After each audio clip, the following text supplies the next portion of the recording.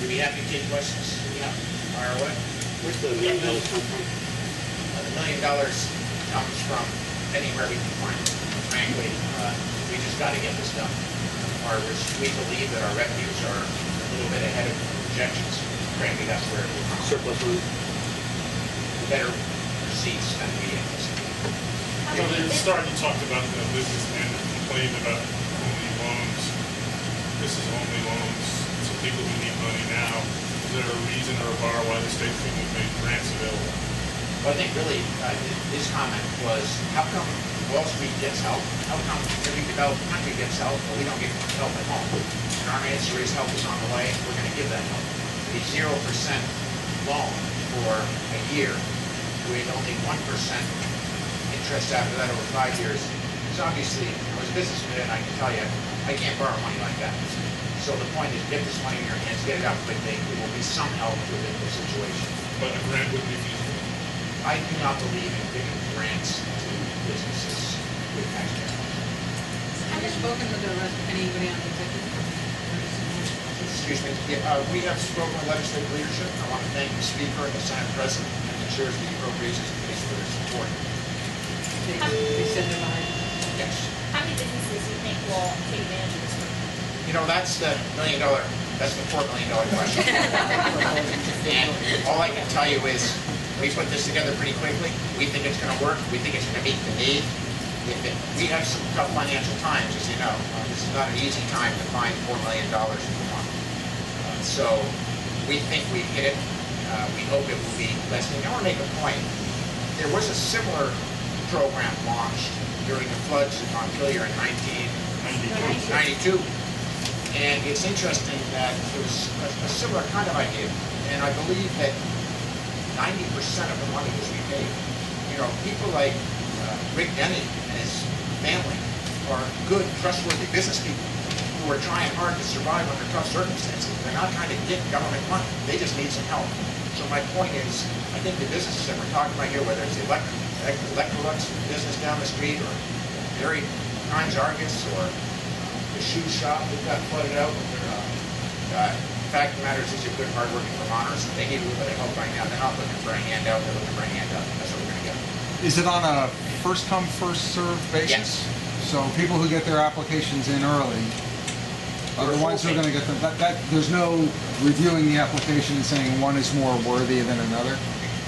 We're going to do as little bureaucracy as we know how to do. All we really need is 2 years of your business's tax filing to prove that you really are a business, and some evidence of viability, and we're going to give you the money. The answer is yes. If there is a shortage of money, obviously those that get there first will get served, but we believe that we have a program that will serve everyone who applies. When will the e-board meet? They're meeting next Tuesday. And what do you think the scale of the need is? It's pretty big. Any numbers out there for private business? We're not going to speculate on numbers because it really would be purely speculation. We can speculate on a number of businesses that have been hit, and it's a lot. But we don't know of them how many will apply to this particular program. You know, as an example, most of them don't know about it. Now, I think Rick's probably a good example where, you know, I think when he first heard about it, if I can speak for you, whack me if I'm wrong, he said, hey, it's a great idea. It's probably not something I would use, but it's a great idea. And I think as he thought about it more, he thought, you know, that would actually be a big help to me right now. So I think, you know, as people hear about this, they will realize it's a real help. They'll sign up. We know, has anybody gone out of business? Well, Maybe Montpelier. yeah, I know in Montpelier there's been at least one, right? No, actually, Kismet put up a sign and said we're going to keep going. Good. If you run out of money, will you expand it, extend it? You know, we can only do what we can afford to do. If we run out of money, we'll look at it. We want to be fair. But this is not budget stabilization money. This is not budget stabilization money. We're projecting better tax revenues than we thought, and we're going to take $1 million of that. I just say this will absolutely fit the need for Barrett. It's very, very much appreciated. Like I can tell you right now, a lot of businesses here will take advantage. The question I have is about Vita, and I'm not sure if it's for Joe, but will it require bank-assisted financing, or will it be direct from Vita? No, it will be direct from us. We'll get you some business. Good. We look forward to And what we're looking for is speed and simplicity from a business person's standpoint. That's fantastic. Thank you. We think we can get it done. Yeah, we got a two-page application. Right, if I could just pick up on John's thing about grants versus these no interest, no payments for 1 year, keep that in mind, and quick turnaround. If we were doing grants, we have 1 million and it's done. When we use the 1 million, we use the loan loss reserves of VITA, we can actually help $3 to $4 million worth of assistance. So this is a much more effective way to get the money out to people. It's not a question, Bob, of is your plan better than somebody else's. I think VITA's got some obligation to get the tax returns, make sure that this is a going concern here. But we're not going to be, I don't think you're going to be sort of saying, we like your business plan. Our hope is that $3 to $4 million is going to cover the need. We think it will. And if I could add, when I spoke with Jeb about the program, I don't know if all of you know, but in my other life, I'm a CPA, and I've been advising small businesses for 25 years.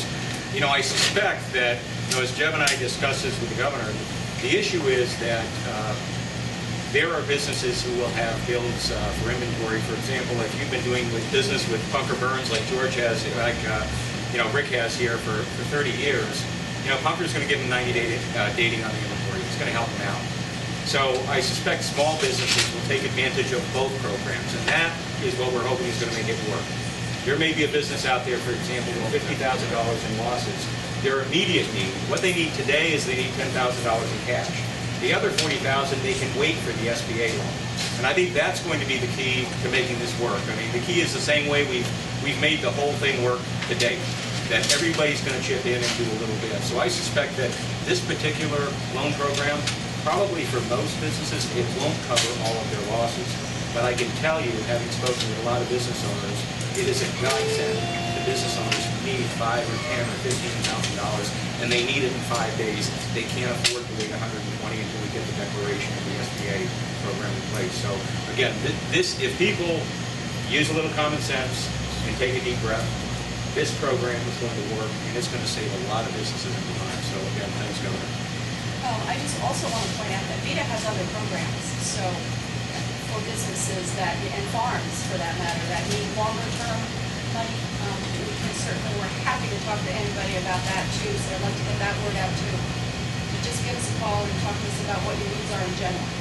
Does a farm qualify for business? Not under this program, but we have other programs. I just want to point out that this cooler that our podium is sitting on was floating a week ago. Along with the dead one that's out front. Along with the one that got burned out. It's expensive to replace. Any other thoughts, questions? I've heard some rumblings that I haven't done enough press conferences, so if you all want to get me on anything else, I don't want you rumbling, go for it.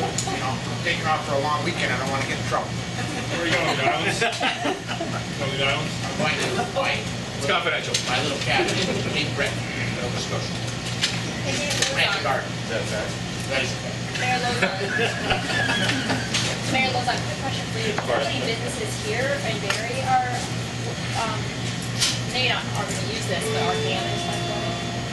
Affected in one way or another? Boy, that's an interesting question. And one industrial complex that I own, 10 tenants were affected, and we've done our best as a landlord. Everybody's in business today. We're proud of that. Along Main Street, count the businesses. Having been here during the whole event, you're hard-pressed. As we were sitting here on my BlackBerry, I just got a bill for $22,600 to repair an elevator. It only had 2 feet of water in the basement. The building is fine. 2 feet of water in the basement, but unfortunately, you have to put elevator controller mechanisms in the basement. That's $22,600. So, and I'm at the front end of Main Street. I'm on the corner of Elm and Main, and literally all the way down past Elm Lumber. So, in Barry, on some level or another, I would say the number has to approach 100. And the stories are heartbreaking. It's Barry, it's Montpelier, it's Cabot, it's St. Johnsbury, it's St. Albans, it's Burlington, Essex. The list goes on and on. Could you talk a little bit about the strategic planning that you're doing now through Cabinet? Sure. Really, they're still at it, but really the idea is we tend to do crisis management in government.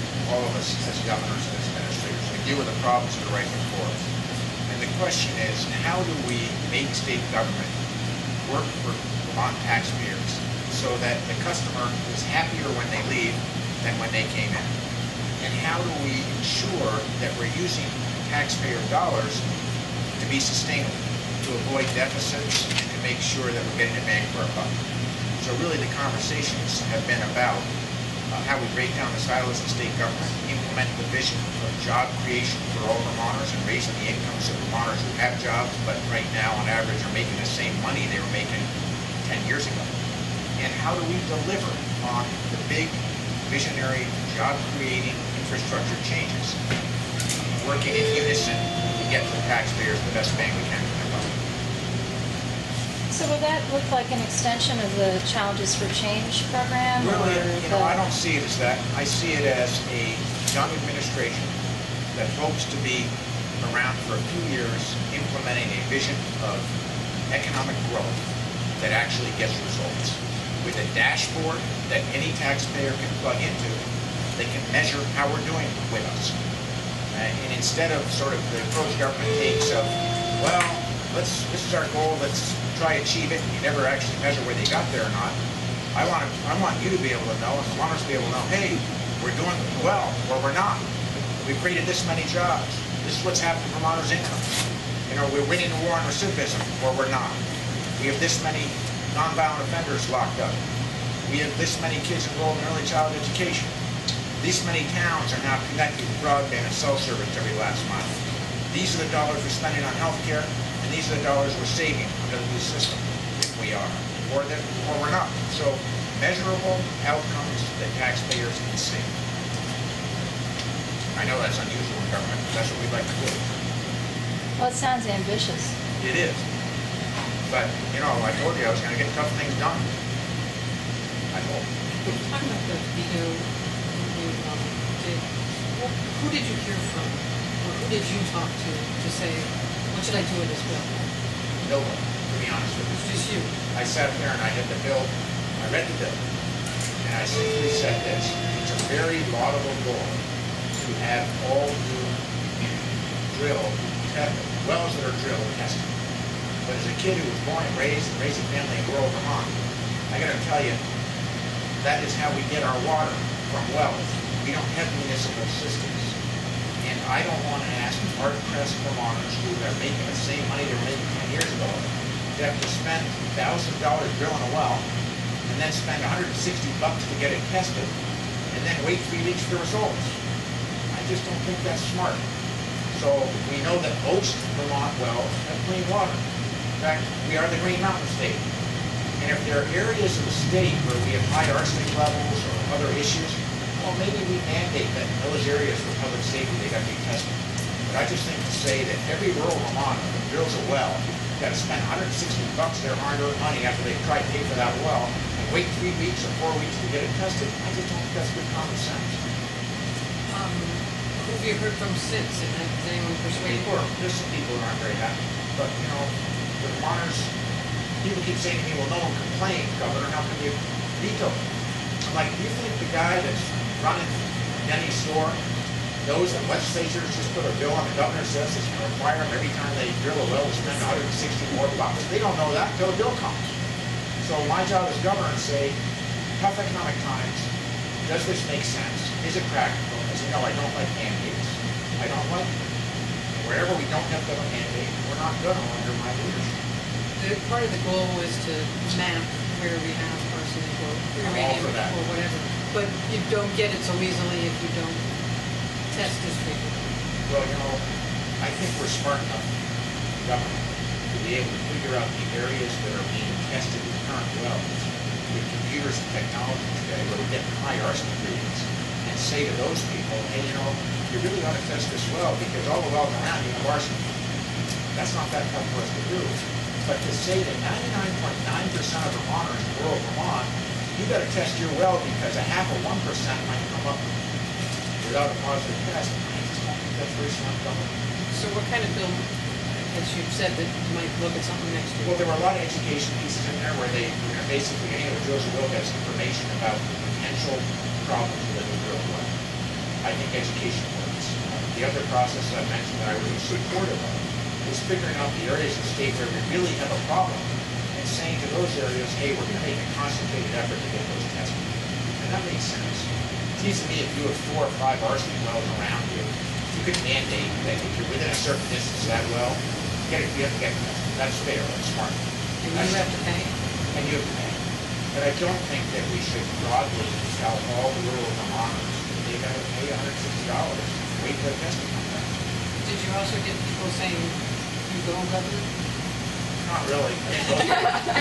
Those people have... No, I looked at my team and I said, I'm not signing this bill. And they said, you gotta be kidding me, we went and spoke for it. I said, well, if I'd known about it, I would have told you, I think it's a mistake. I'm sorry I didn't know about it, I should have been paying attention on that one, but it's a bad idea. Governor, when did you find out about the CVPS Fortis deal? I'm not gonna divulge that, except to say that as governor, you tend to hear about possible sales of big companies before other people. Would you have preferred if GMP had been purchasing CVPS or Gauss Metro rather than Fortis? You know, again, I don't think it's appropriate for the governor to state a preference. All I can tell you is, I understand that it's a great deal for the CVPS stockholders. I understand that if you're a stockholder from Friday night to Monday morning, your stock went up 44%, and stockholders are going to make about $150 million over the weekend. I'm less convinced that it's a good deal for Vermont's ratepayers, and that's who I got to fight for. That's who I work for. So I would like to see where in this deal Vermont ratepayers win, and I think that's how we ought to look at it. So far, I haven't seen any winning for ratepayers. Generally, philosophically, I believe that if we had some consolidation of Vermont's many, many utilities in a small state, we would pay less in bureaucracy and therefore have lower power rates that would drive jobs and economic development. It would also help Vermonters pay their electric bills. So philosophically, I believe that where we can get consolidation, we should. And I would be curious to know the details of the other offers to make sure that we got the best deal we could for Vermonters. What kinds of entities should own large utilities like CVPS and UP? I mean, do you think it's okay for a large Canadian conglomerate to own such a large utility, or would you prefer to see a U.S.-based company own it? I would always prefer to see Vermont ownership. And I said that to CVPS, I said it to the stockholders. Some of them came to me shortly after I was on the job and said, you know, are there things, would you work with us to help us ensure that CVPS can remain locally owned? And I'll tell you, my candid answer was yes, I would. And then I started hearing about the sale. So that was the end of those discussions. So when you talk about consolidation of the many utilities, what do you mean by that? I don't understand. What I mean is that per capita for our 625,000 people, Vermont has more utilities, individual utilities, than almost any other state in the country. And I might even go so far as to say any state, but it's worth, don't quote me on that one. But we have a high number of utilities for a small number of customers. And we all know that that costs money. Most of them are municipals, though, aren't they? Yeah, but you know, when you look at our customer base, we have very few customers served by many, many utilities. And in this case, the consolidation would save ratepayers money. Speaking of consolidation, what did you think of the Chittenden vote, the next consolidation of the boards? You know, I'm a big believer in local control, and I'll just have to assume that the voters make the right decisions for their communities. I think it does illustrate how tough consolidation is, because even though you can get the majority of votes for consolidation, you can't necessarily get the majority of counts, and that makes consolidation tough. Does that mean that Act 153 isn't working? And this is the second time we've touched this act? Second? I think that there's no doubt that consolidation of Vermont schools is not happening. Let's put it that way. And I'm not sure I blame any particular act. We have a long tradition of local control, and a long tradition of feeling like our school is the center of our community. And therefore, we have a long tradition of paying for it. And we are. $15,000 per pupil, average. calendar on your website suggests that you don't have any more events planned for the rest of your time. The rest of my governorship. Yeah. I finally figured it out. Are you becoming less transparent now that we signed the transparency bill? I hope not. I haven't looked at, but this mean, I'm away for the weekend. That's the question. The rest of the month looks the same. Really? Wow. I think I'm back Thanks, with Terry. it. That would be me. It's all 2 hours full. I gotta tell you, I might be the only person that doesn't check my public schedule because I know where I am all the time. I would think that. So, Might not be so. I can guarantee you'll be Is it a good that the governor knows where they are? I don't know. Hey, thanks so much.